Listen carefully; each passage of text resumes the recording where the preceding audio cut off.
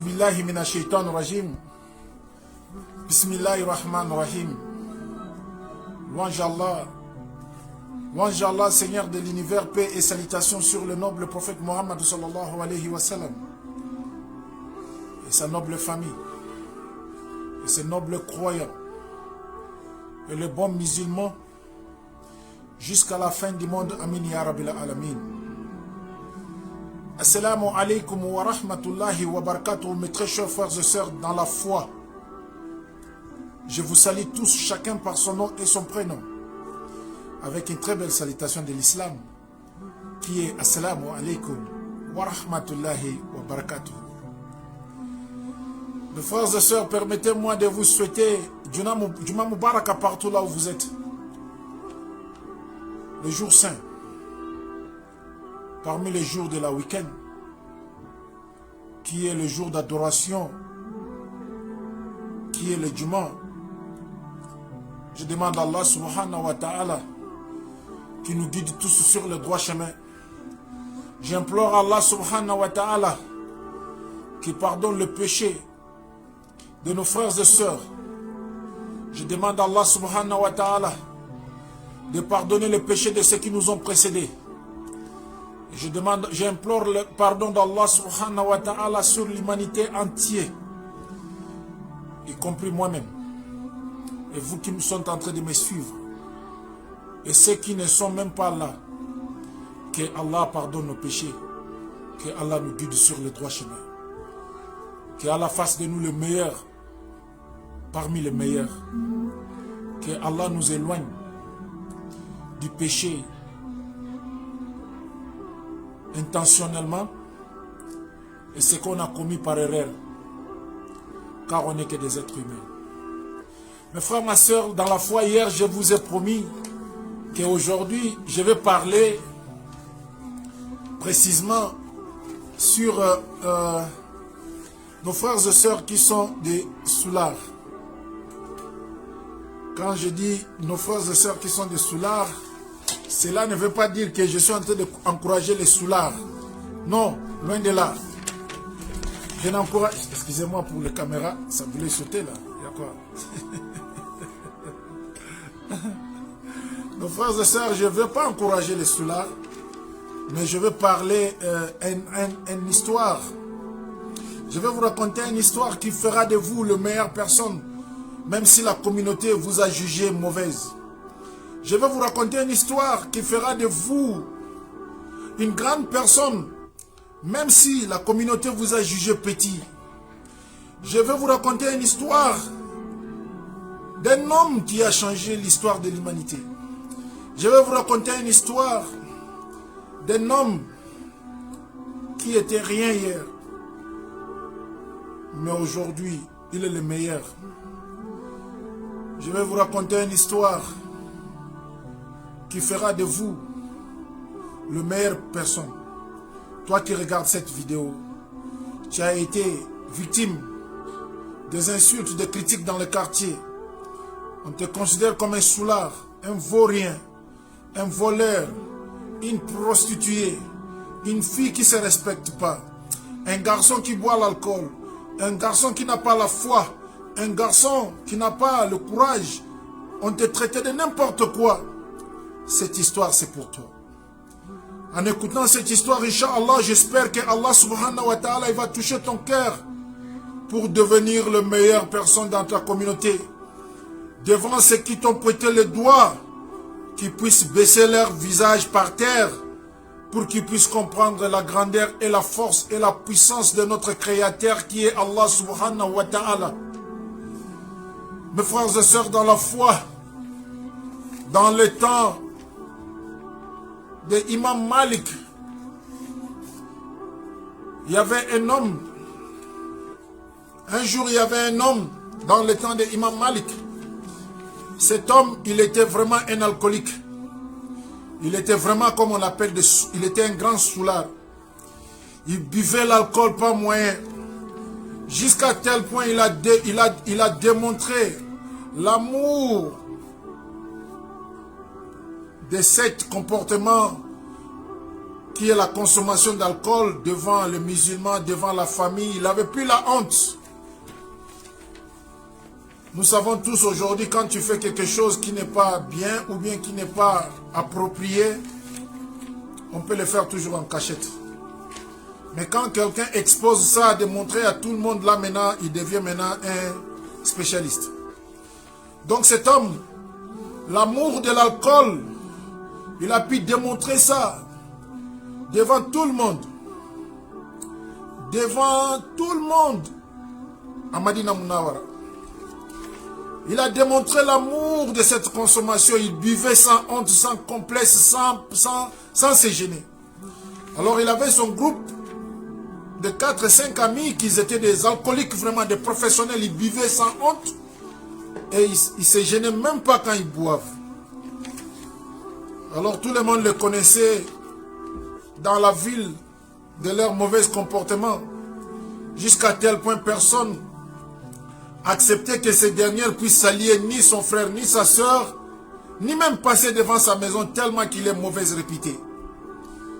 Alors un jour, voilà, ils étaient là assis quelque part, en train de consommer leur alcool, comme l'habitude, et le voici, ils voyaient un homme qui passait. Un homme qui était là sur son âne. Il était monté sur son âne. Et d'un coup, tout le monde commençait à encercler cet homme qui était sur son âne. Voulait l'accueillir. Voulait l'embrasser. Il y a certains qui, quand il est sali, il donne sa main, il donne le bisou à sa main. Si c'était dans notre monde d'aujourd'hui, les selfies allaient déjà commencer. Les caméras allaient sortir. Les gens allaient se faire des selfies, des photos avec lui. Tellement que l'homme, tout le monde le respectait. Ils ont aimé cette personne. C'est comme aujourd'hui, si tu as eu la chance de se croiser avec Cristiano Ronaldo, ou Messi, ou Diego Armando Maradona. Mon frère, même si ton téléphone là, ça ne fonctionne pas bien, tu peux dire à Diego, il faut me prendre un selfie. Comme ça, tu m'as envoyé ça avec Bluetooth. Tellement que tu veux garder les archives que j'ai tiré les photos avec Diego Maradona, ou bien Cristiano Ronaldo, ou bien Messi. Alors cet homme, il était fameux. Alors tout le monde voulait parler avec lui, lui saluer, l'embrasser, l'accueillir. Alors ce groupe de soulards, ils étaient assis en train d'observer l'histoire. Comment les gens ont encerclé. Dans 2 minutes, tout le monde commençait à... Donc les gens se rappelaient, venez, il est là, il est là. Alors ils étaient assis en train d'observer, de regarder. Qu'est-ce qui se passe? Qui est cet monsieur? Pourquoi il est devenu tout de suite populaire? Tout le monde suit, tout le monde derrière lui. Alors, le gars, il n'a pas pu supporter. Il a approché les troupes pour leur demander qui est cet monsieur? Qui est cet monsieur que vous êtes entré, vous l'entourez comme ça, et puis tout le monde veut l'embrasser, tout le monde veut donner bisous. Qui est cet monsieur? Il est qui au juste? Et les gens, ils ont dit, il s'appelle Al-Sha'bi. Il dit Al-Sha'bi. Qui est Al-Sha'bi? Qui est Al-Sha'bi? Il fait quoi? Quel est son rôle? Quel est son rôle Al-Sha'bi? Qu'est-ce qu'il fait? Ils ont dit, c'est un muhadis. Il dit, mais mon frère, moi je te demande qu'est-ce qui ne va pas avec ce monsieur? Toi tu me dis Al-Sha'bi, Imam Sha'bi. Qu'est-ce qu'il fait? Qu'est-ce qu'il est? Et je te demande son fonction, tu me dis, il est muhadis. Muhadis c'est quoi? Cela veut dire quoi? Qu'est-ce qu'il fait? Et voici le monsieur lui dit, c'est un imam qui enseigne, qui a mémorisé tant de hadiths du saint prophète Muhammad sallallahu alayhi wa sallam. Et c'est la raison pour laquelle il est appelé Al-Muhadis. Donc un homme qui a mémorisé tant de hadiths du prophète Muhammad sallallahu alayhi wa sallam, c'est pour cela que tout le monde l'aime, parce que il a eu cette passion d'enseigner et de faire comprendre les gens ce qui est la religion islamique, le droit islamique, dans le fiqh et dans la sunna et dans le Coran. C'est pour cela que tout le monde, ils l'ont aimé. C'est un célèbre imam. Il fait beaucoup de grand travail et il a mémorisé tant de hadiths. Et c'est pour cela que tout le monde veut prendre les photos avec lui. Et il a dit non, toi tu comprends rien.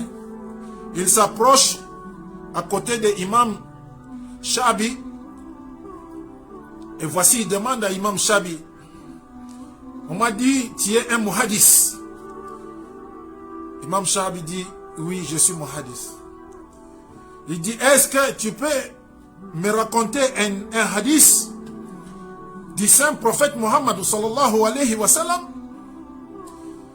Et Imam Shabi, que la paix d'Allah et le salut d'Allah soient sur lui, il dit, oui, je peux te donner une hadith qui va te faire du bien. Alors il dit, alors je vous écoute. Vous savez, quand vous êtes intellectuel et vous êtes devant quelqu'un qui veut rabaisser votre connaissance, qui veut vous apporter de moqueries, il veut vous critiquer en public, vous devrez avoir une très forte sagesse pour pouvoir l'éviter ou lui donner quelque chose qui ne va pas lui blesser, mais qui va lui toucher, qui va lui donner la réflexion. Donc c'est comme on dit, un tailleur, il toujours fait un grand boubou à la taille de son client. Et il ne doit pas le faire au-delà de ça parce que cet habit ne sera pas meilleur à porter. Alors bref, Imam Shabi, que la paix d'Allah soit sur lui, voici, il raconte une hadith qui a été révélée par Abu Muhadi radiyallahu ta'ala anhu, qui est un hadith sahih. Et il dit, si un homme, il dit le saint prophète Muhammad sallallahu alayhi wa sallam, il a dit, si un homme n'a pas la honte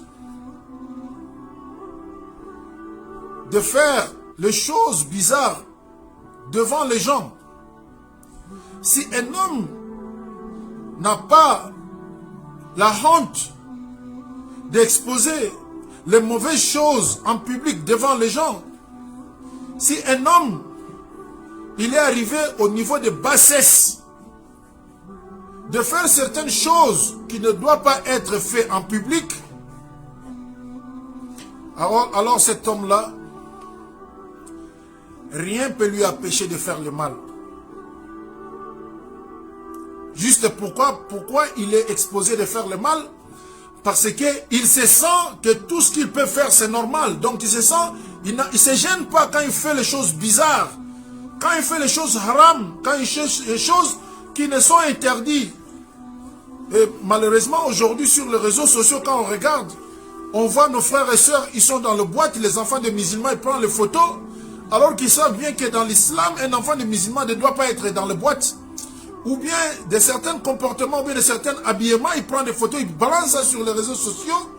Ça, ce sont les gens qui n'ont pas le poids d'atome de la honte dans leur cœur et ils ne se sentent pas gênés au niveau que même le poids d'un atome n'est pas dans leur cœur. C'est pour cela qu'ils ont le courage et la détermination de faire certaines choses en public. Alors cet hadith, ça a dérangé l'homme qui était sourd. Cet hadith, ça a vraiment perturbé le mémoire de ce monsieur. Imam Shafi, il n'a pas insulté cet homme. Imam Shafi, il n'a pas critiqué cet homme. Imam Shafi, il a été demandé de donner une hadith par cet homme. Et cet homme,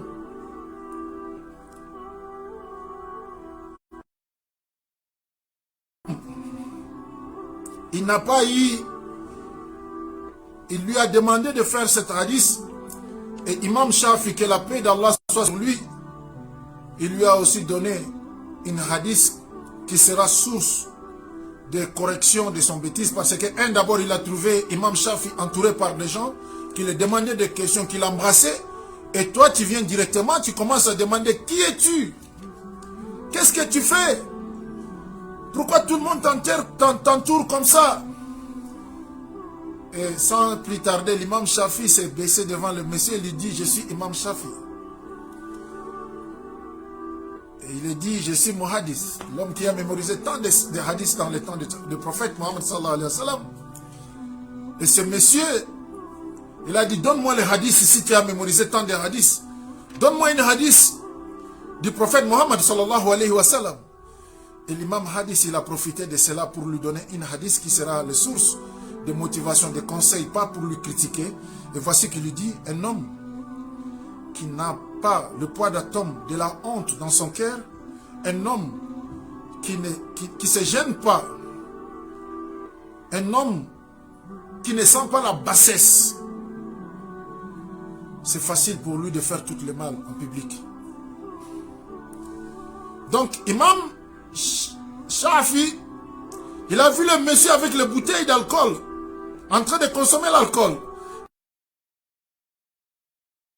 Mais il a dit quoi?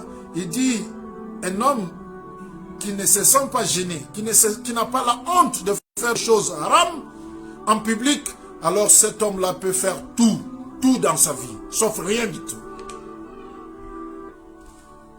Et voici cet homme, quand Imam Shafi paix et salit sur lui, il est parti.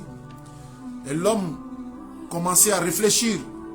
Et comme l'homme commençait à se gêner, l'homme commençait à réfléchir. Et cette hadith lui a perturbé la tête. Et jusqu'à tel point voici l'homme s'approcha auprès de Imam Malik. L'homme s'approcha auprès de Imam Malik. Que la paix et la salutation et la bénédiction d'Allah soient sur eux. Il dit, ya Imam Malik, j'ai connu tant de choses. Je n'ai jamais été à l'école coranique. Je n'ai jamais été enseigné. Mais j'ai poursuivi mon désir de l'alcool, de faire le mal, de pousser les gens à faire du mal. Mais aujourd'hui, je commence à regretter. Je veux que vous m'enseigniez de ma religion, qui est l'islam, des hadiths, des sourates, qui est le Coran, afin que je puisse être le meilleur. Et voici cet homme, il a été enseigné par Imam Malik pendant des années et des années. Pendant des années et des années, l'homme, il a laissé la consommation d'alcool. Il s'est plongé dans la connaissance du Coran et des hadiths. Et il se disait toujours, moi aussi je vais devenir un muhaddis. Et je vais être le meilleur muhaddis que Imam Shabi. Je vais être parce que, grâce à lui que je suis motivé, alors je ferai tout possible de mémoriser même ce que lui n'a pas pu mémoriser, afin que je puisse aider les autres. Alors cet homme, après quelques années plus tard, il a bien compris aujourd'hui. Il est devenu un imam. Il est devenu quelqu'un qui enseigne aujourd'hui. Il est devenu quelqu'un qui donne des leçons à ses élèves, qui forment aussi des enfants, afin que ses frères et sœurs qui deviennent aussi des muhaddis. Alors, avant qu'il soit trop tard, il s'est dit, attends, je vais aller voir Imam Shabi, que la paix et la salutation d'Allah soient sur lui, car il était la source de ma motivation pour lui dire, voici l'homme que tu as prêché l'autre fois, ce qu'il est devenu. Voici l'homme que tu as conseillé l'autre fois, ce qu'il est devenu. Et voici l'homme, l'homme qui quitte son pays, à Medina Munawara, pour aller à Misra, pour aller voir Imam Shabi. Arrivé à Misra, on lui informe que l'imam Shabi, il est décédé il y a quelques années de cela. Et l'homme était triste, très triste, de ne pas rencontrer l'homme qui a changé l'histoire de son parcours, l'homme qui a changé l'histoire de sa vie, l'homme qui était un idole pour lui, enfin qui puisse être aussi un muhadis.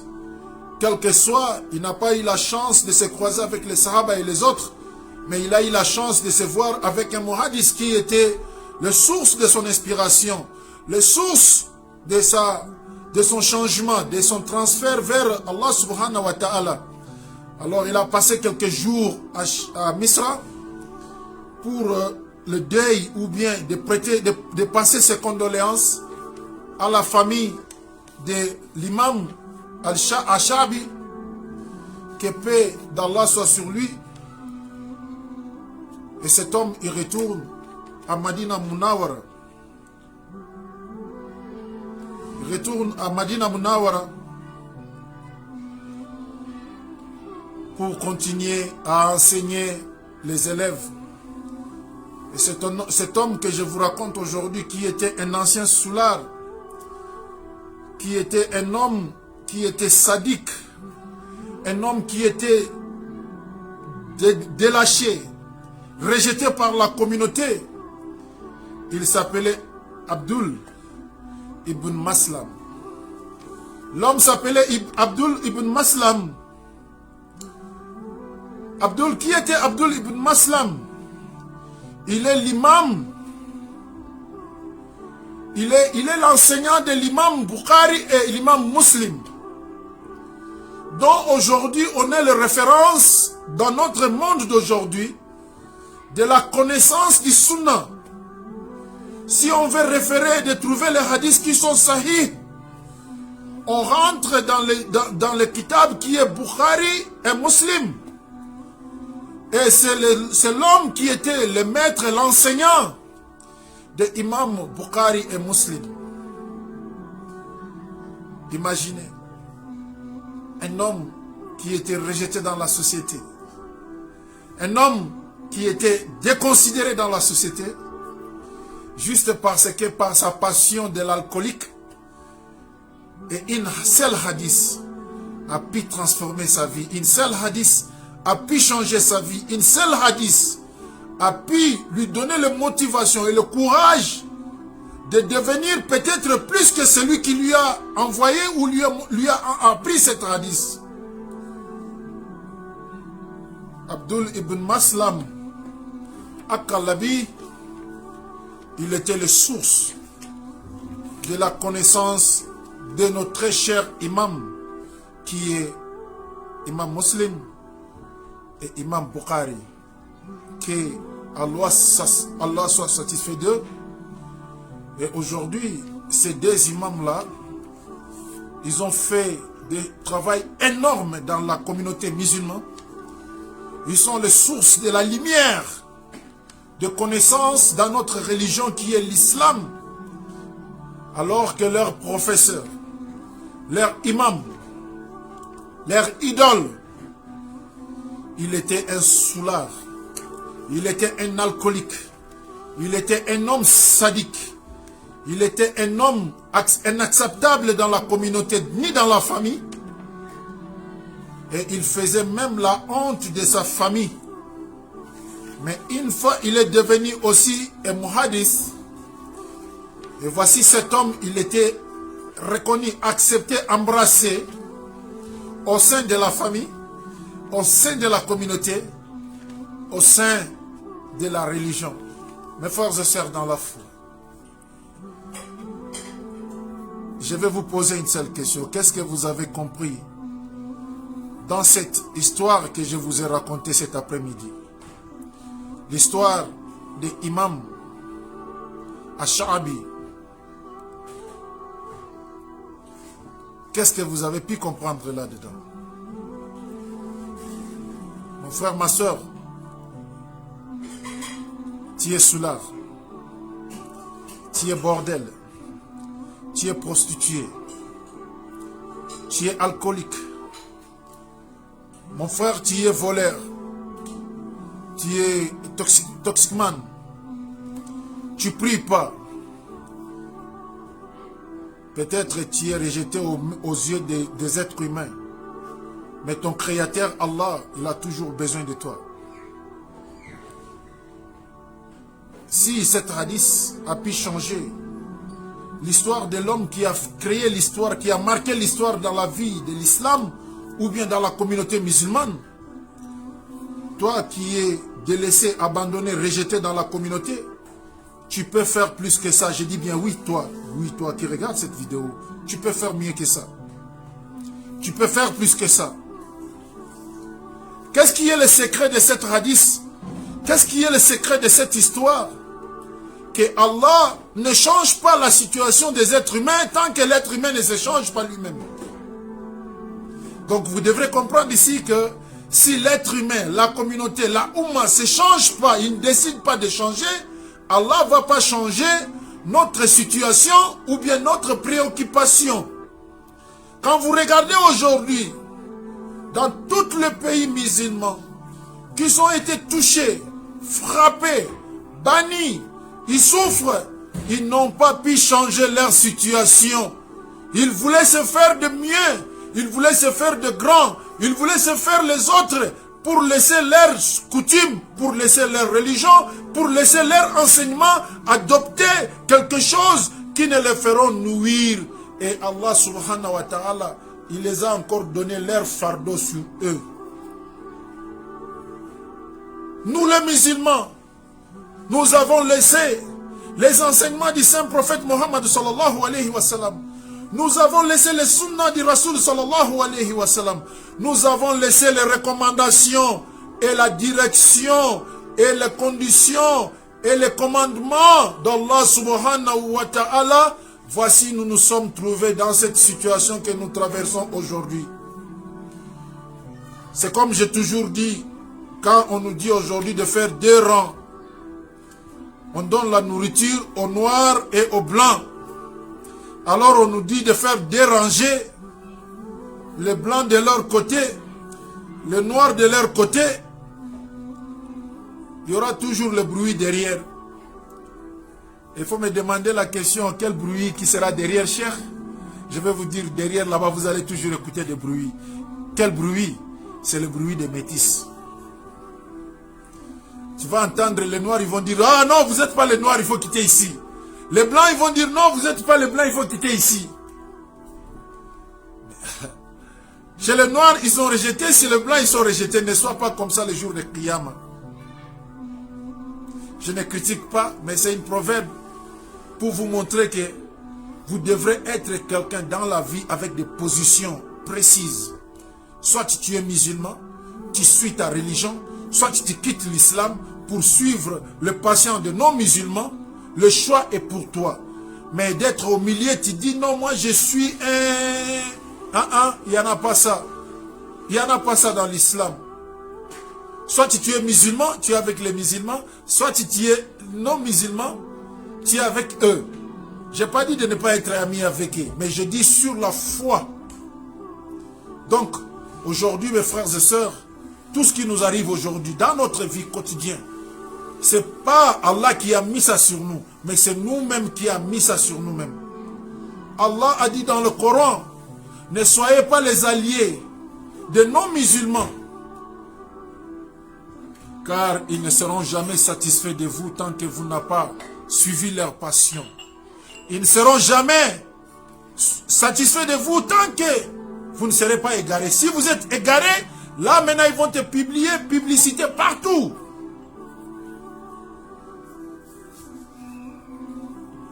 Allahu Akbar. Mes frères et sœurs, changez, cherchez à se faire intégrer.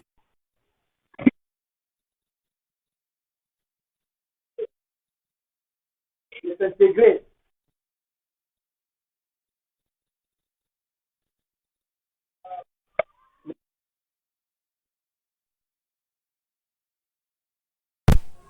Mes frères et sœurs dans la foi, je me tiens devant vous pour vous dire, cherchons la crainte d'Allah subhanahu wa ta'ala. Le temps que vous pensez que c'est beaucoup,